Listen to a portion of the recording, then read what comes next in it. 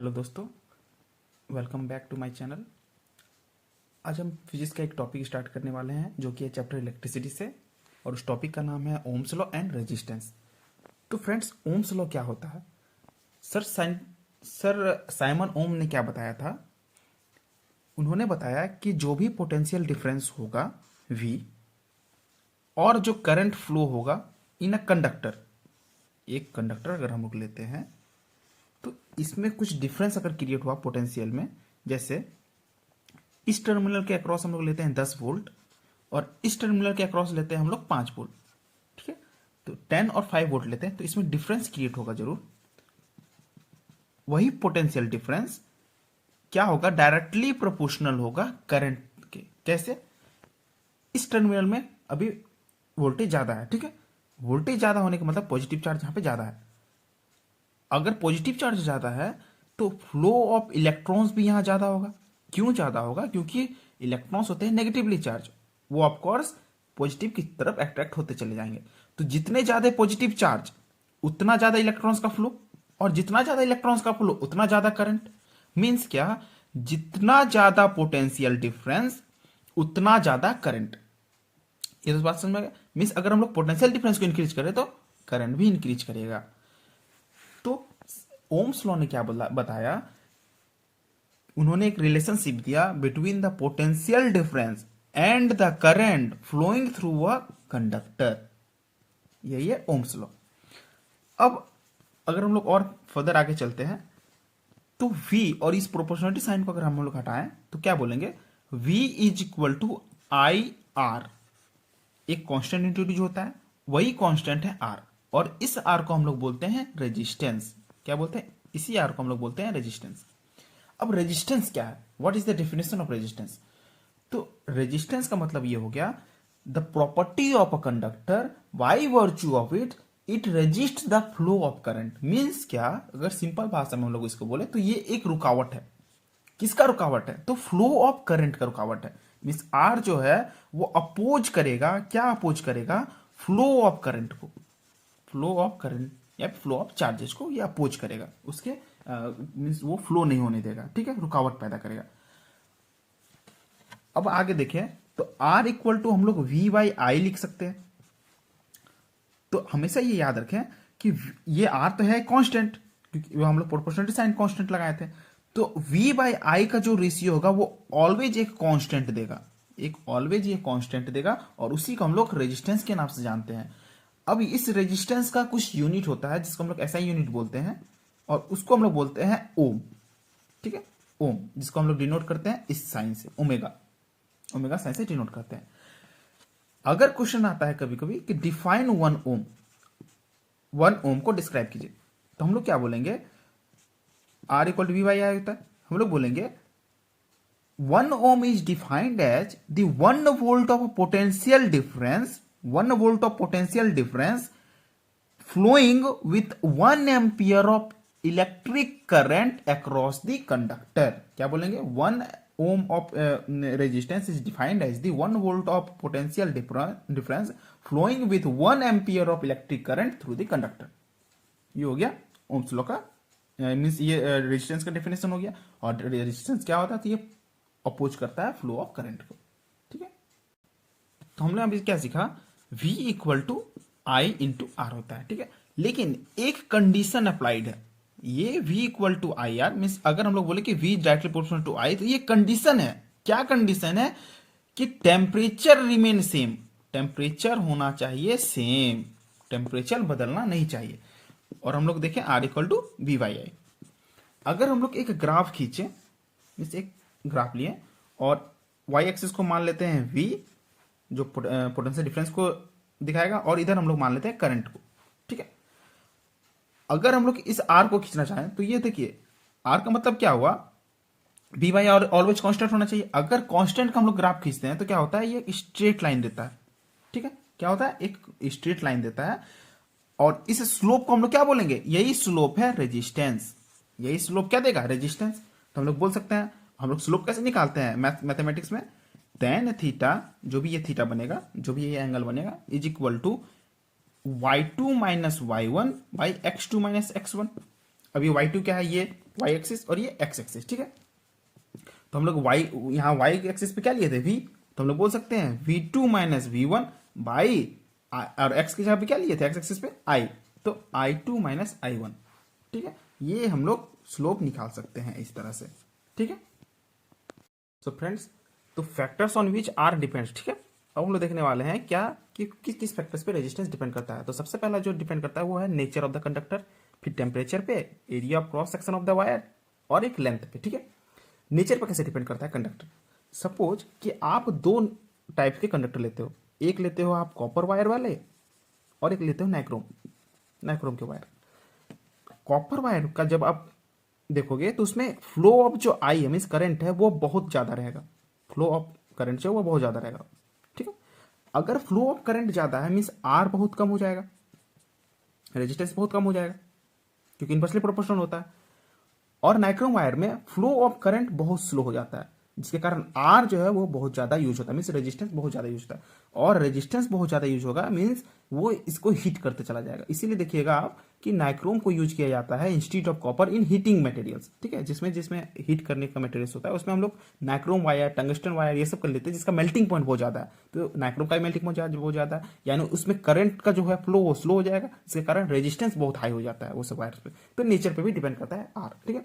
दूसरा जो फैक्टर है वो है रेजिस्टेंस, मीन्स टेम्परेचर। टेम्परेचर पर कैसे डिपेंड करता है, तो किसी भी कंडक्टर का अगर हम लोग टेम्परेचर रेज करते हैं तो उसका रेजिस्टेंस जो है वो भी रेज कर जाएगा। कैसे, हम लोग ये चीज सीखे हुए हैं कि किसी भी चीज का टेम्परेचर अगर हम लोग बढ़ाते हैं तो वो एक्सपेंड करता है। मेटल्स का हम लोग जब टेम्परेचर बढ़ाएंगे तो एक्सपेंड करेगा, तो जब हम लोग कंडक्टर को भी टेम्परेचर बढ़ाएंगे तो एक्सपेंड करेगा, और एक्सपेंड करेगा तो उसका मॉलिक्यूल्स भी एक्सपेंड करेंगे, और मॉलिक्यूल्स अगर एक्सपेंड करेंगे तो फ्लो ऑफ करंट स्लो हो जाएगा। फ्लो ऑफ करंट अगर स्लो हो गया तो रेजिस्टेंस बहुत हाई हो जाएगा, रेजिस्टेंस भी बढ़ जाएगा। तो टेम्परेचर पे भी डिपेंडेंस है रेजिस्टेंस, ठीक है। अब हम लोग नेक्स्ट आते हैं, जो आर है, जो आर है वो किस पे डिपेंड करेगा, लेंथ पे, डायरेक्टली प्रोपोर्शनल होगा लेंथ के, ठीक है। कि अगर लेंथ ऑफ द वायर बढ़ेगा तो रेजिस्टेंस भी बढ़ता चला जाएगा, ठीक है। अब एरिया ऑफ क्रॉस सेक्शन पे कैसे डिपेंड करता है, तो अगर पतला वायर है तो उसमें रेजिस्टेंस कम लगेगा, पतला वायर है तो सॉरी पतला वायर है तो उसमें रेजिस्टेंस ज्यादा लगेगा। वही अगर मोटा वायर लेते हैं हम लोग, उसमें अगर मोटा वायर लेते हैं तो रेजिस्टेंस कम हो जाएगा। कैसे, सपोज कीजिए कि आप एक पतला वायर लेते हैं, थिन वायर, और आप एक मोटा वायर लेते हैं, ठीक है। पतले वायर में जो इलेक्ट्रिक करंट का फ्लो होगा वो कम होगा। वही अगर मोटा वायर का ले, पोटेंशियल डिफरेंस दोनों जगह सेम है, ठीक है, वी दोनों जगह रिमेन सेम है, वी को हम लोग सेम रखते हैं, तो इसमें जो फ्लो ऑफ करंट है वो कम है और इसमें बहुत ज्यादा हो जाएगा। तो फ्लो ऑफ करंट बहुत ज्यादा यानी आर बहुत कम, आर घट जाएगा, ठीक है। मीन्स एरिया बढ़ रहा है, अगर ये ए था, सपोज ए एरिया, एरिया क्रॉस सेक्शन था और ये 2a है, तो एरिया अगर डबल हो रहा है तो रेजिस्टेंस हाफ हो जाएगा। क्या हो जाएगा, रेजिस्टेंस हाफ हो जाएगा, ठीक है। इतना दूर आगे समझ। और अगर लेंथ, लेंथ जो है, लेंथ अगर हो जाता है डबल, सपोज कीजिए कि लेंथ अगर हो जाता है double, R equal to 2l, sorry L equal to 2l, तो जो फ्लो ऑफ करंट है आई, आई जो है वो हाफ हो जाएगा, आई जो है वो 1/2 हो जाएगा, I/2 हो जाएगा। तो आई अगर करंट घट रहा है तो रेजिस्टेंस भी बढ़ जाएगा, ठीक है। अगर आई घट रहा है तो रेजिस्टेंस बढ़ जाएगा। तो ये डायरेक्टली प्रोपोर्शनल होता है किसके, लेंथ के। रेजिस्टेंस किससे डायरेक्टली प्रोपोर्शनल होता है, लेंथ के, और इनवर्सली प्रोपोर्शनल होता है एरिया के, ठीक है। अब देखिए इन दोनों को अगर हम लोग मिला दें, ये और ये, इन दोनों को हम लोग को मिला के एक जगह लिखना रहेगा, तो हम लोग कैसे लिखेंगे, R is directly proportional to L by A लिख देंगे, और इस प्रोपोर्शनलिटी साइन हटाने के लिए हम लोग इक्वल टू का साइन लगाएंगे और एक कांस्टेंट इंट्रोड्यूस करवाएंगे जिसको हम लोग रो से डिनोट करते हैं, ठीक है, रो से डिनोट करते हैं, और यही रो को हम लोग बोलते हैं रेजिस्टिविटी। क्या बोलते हैं, रेजिस्टिविटी। इसी रो को हम लोग बोलते हैं रेजिस्टिविटी, ठीक है। अब रेजिस्टिविटी क्या है, तो रेजिस्टिविटी होता क्या है, ये भी एक कांस्टेंट है, ये भी एक कांस्टेंट है। जैसे हम लोग रेजिस्टिविटी को क्या लिखेंगे, resistance into area by L, ठीक है। रेजिस्टिविटी को क्या लिखेंगे हम लोग, एरिया बाई एल। ये हर एक कंडक्टर के लिए अलग अलग होता है, लेकिन सेम कंडक्टर के लिए रेजिस्टिविटी सेम होगा। सपोज कि आप एक बहुत बड़ा मटेरियल लिए हैं, आप एक बहुत बड़ा मटेरियल लिए हैं, ठीक है, इसका रेजिस्टिविटी जो अक्रॉस इस कंडक्टर होगा पूरा, और अगर हम लोग एक छोटा टुकड़ा निकाल लें तो भी उसका रेजिस्टिविटी सेम होने वाला है। तो रेजिस्टिविटी उस सेम मटेरियल के लिए चेंज नहीं होता है, ठीक है। अब देखिए रेजिस्टिविटी का यूनिट क्या होगा, unit of resistivity, unit of resistivity, तो यूनिट हो जाता है इसका ओम मीटर। कैसे हो जाता है ओम मीटर, देखिए रेजिस्टेंस का क्या होता है यूनिट ओम, और एरिया किस में आएगा, मीटर स्क्वायर में आएगा, और लेंथ किस में आएगा, वो मीटर में आएगा। तो मीटर से ये स्क्वायर गया तो ओम मीटर, रेजिस्टेंस रेजिस्टिविटी का क्या हो जाता है यूनिट, तो वो होता है ओम मीटर, ठीक है। चलिए अब हम लोग देख लेते हैं रेजिस्टिविटी किस पे डिपेंड करता है, रेजिस्टिविटी डिपेंडेंस, ठीक है। रेजिस्टिविटी किस पे डिपेंड करेगा, वो डिपेंड करेगा एक तो आपका मटेरियल पे, ठीक है, अलग अलग मटेरियल्स के लिए अलग अलग रेजिस्टिविटी होता है, और सेम मटेरियल के लिए सेम हो जाएगा, मटेरियल अगर सेम है तो सेम हो जाएगा, रेजिस्टिविटी अक्रॉस द मटेरियल वही सेम हो, चाहे आप छोटा ले बड़ा ले रेजिस्टिविटी सेम रहेगा, लेकिन अलग मटेरियल्स के लिए अलग हो जाता है रेजिस्टिविटी, ठीक है, उसका वैल्यू अलग चला जाएगा। और दूसरा जो फैक्टर है वो है टेम्परेचर पे भी डिपेंड करता है। तो हम लोगों ने क्या देखा, आर भी टेम्परेचर भी डिपेंड कर रहा है और रो भी डिपेंड कर रहा है। तो कैसे डिपेंड करता है, सपोज एक कंडक्टर हम लोग लेते हैं और टेम्परेचर को रेज करते हैं, टेम्परेचर को अगर रेज करते हैं तो जो रेजिस्टेंस है वो तो भी बढ़ेगा, हम लोग डिस्कस किया अभी, और रो भी बढ़ जाएगा, ठीक है, रो भी बढ़ जाएगा। क्यों, क्योंकि रो और रेजिस्टेंस दोनों डायरेक्टली प्रोपोर्शनल होते हैं, ठीक है। अब देखिए ये तो हो गया बात कंडक्टर का। अगर हम लोग बोले सेमी कंडक्टर के लिए क्या होता है, तो सेमी कंडक्टर के लिए अगर हम लोग टेम्परेचर इंक्रीज करते हैं सेमी कंडक्टर के लिए, तो रेजिस्टेंस भी घट जाएगा और रो भी घट जाएगा, ठीक है, सेमीकंडक्टर्स के लिए। और वही अगर हम लोग एलॉयज का बात करते हैं तो टेम्परेचर रेज हो, एलॉयज का बात करें तो टेम्परेचर अगर रेज हो तो रेजिस्टिविटी और आर दोनों क्या हो जाते हैं, कांस्टेंट हो रह जाते हैं, रिमेन कांस्टेंट। आगे आप फर्दर क्लास में देखिएगा, इसका अगर हम लोग एक ग्राफ खींचेंगे तो ये इस तरह स्ट्रेट लाइन जाएगा। किसका ग्राफ खींचेंगे, ये रो का और इधर टेम्परेचर का, रो और टी का, मीन्स रेजिस्टिविटी और टेम्परेचर का खींचेंगे तो ये स्ट्रेट चला जाएगा। सेमीकंडक्टर के लिए यही चीज इस फॉर्म में चला जाएगा और ये तो कांस्टेंट रह जाएगा, एलॉयज के लिए तो ये स्ट्रेट चला जाएगा, ठीक है। ये हो जाता है पूरा फैक्टर जिस पे रेजिस्टिविटी डिपेंड करता है।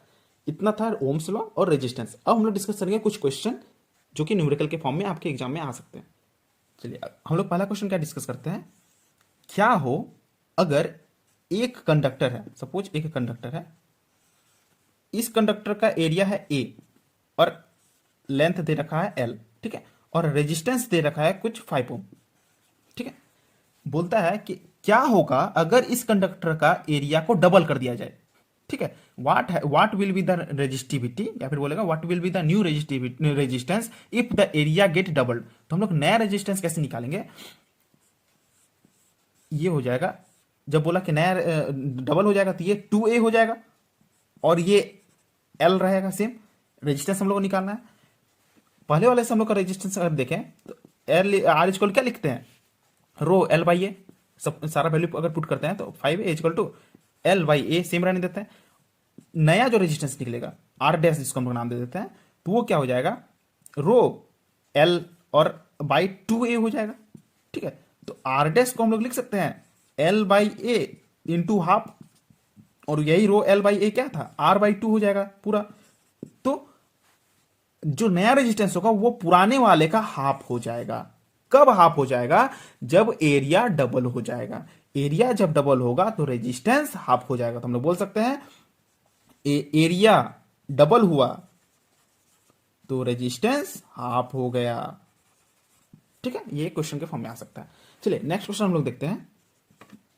नेक्स्ट क्वेश्चन हम लोग क्या देखते हैं कि अगर एक वायर है, सपोज एक वायर है, इसका लेंथ हम लोग कुछ भी ले लेते हैं, ठीक है, सपोज कि 15 सेंटीमीटर ले लेते हैं, इसका लेंथ हम लोग 15 सेंटीमीटर ले लेते हैं और इसका रेजिस्टेंस जो है वो 3 ओम ले लेते हैं, ठीक है। और इसी वायर को स्ट्रेच करके, मतलब लंबा करके इसका लेंथ बढ़ा दिया, इसका लेंथ बढ़ा दिया, मतलब क्या किया, 2l कर दिया, 2l कर दिया, ठीक है, 2l अब कर दिया। और क्या किया, अगर एरिया लेंथ अगर 2l हो जा रहा है तो एरिया ऑफ कोर्स उसका घट जाएगा, एरिया ऑफ क्रॉस सेक्शन तो पतला हो जाएगा कि नहीं हो जाएगा, तो a बाई 2 हो गया। ठीक है, तो इसका रेजिस्टेंस कितना निकलेगा, रो एल बाई ए, और रो एल हम लोग का कितना था 15, अभी 15 नहीं, इसी को हम लोग एल ही मान लेते हैं, ठीक है 15 है हम लोग, अभी इसको एल ही मान लेते हैं, एल बाई ए, और इसका आर डैश बराबर क्या हो जाएगा, R dash is equal to rho 12 by A by two, यानी ए बाई टू, और ये ऊपर चला जाएगा तो क्या हो जाएगा, rho L by A into 4, तो आर डैश को हम लोग लिख सकते हैं आर इंटू 4 मीन्स 4R, बोल सकते हैं ना 4R। तो यहां क्या हो रहा है, अगर लेंथ को डबल कर रहे हैं, लेंथ को डबल कर रहे हैं, तो रेजिस्टेंस 4 टाइम हो जा रहा है, रेजिस्टेंस 4 टाइम्स हो जा रहा है, ठीक है, लेंथ को अगर डबल कर रहे हैं तो रेजिस्टेंस 4 टाइम हो जा रहा है, ठीक है, ये भी क्वेश्चन के फॉर्म में आ सकता है, सारा वैल्यू आप पुट कर देना, क्वेश्चन सॉल्व हो जाए। अब वही सेम क्वेश्चन अगर रहे, लेकिन बोला जाए कि लेंथ जो है वो हाफ हो गया, what will happen if length is half, length को हाफ कर दिया गया, तो लेंथ को हाफ कैसे करेगा, इसी वायर को मोड़ देगा, ठीक है, ये जो वायर है इसी को बीच से काटेगा और ये डबल कर देगा, तो डबल कर देगा तो इसी के ऊपर आ जाएगा, ठीक है, तो आप देखिए अगर इसका एरिया क्रॉस सेक्शन ए था तो ये आप cos 2a हो जाएगा, और अगर ये एल था तो ये एल बाई 2 हो जाएगा, रेजिस्टेंस ये और इसका रेजिस्टेंस आर डैश, तो रेजिस्टेंस आप कैसे निकालिएगा, R is equal to rho L by A, ये तो हो गया ओरिजिनल वाला, और आर डैश जो निकलेगा वो रो एल बाई 2 इंटू 2a, ये हो जाएगा, तो R dash is equal to क्या हो जाएगा, rho L by A into 1/4, होगा कि नहीं होगा, तो मीन्स जो भी रेजिस्टेंस होगा नया वाला वो R बाई 4 हो जाएगा, कब, तो यहां पे हम लोग बोल सकते हैं कंक्लूजन में कि when length get halved resistance get 1/1/4, ठीक है 1/4 हो जाता है, तो लेंथ जब हाफ हो जाएगा तो रेजिस्टेंस 1/4।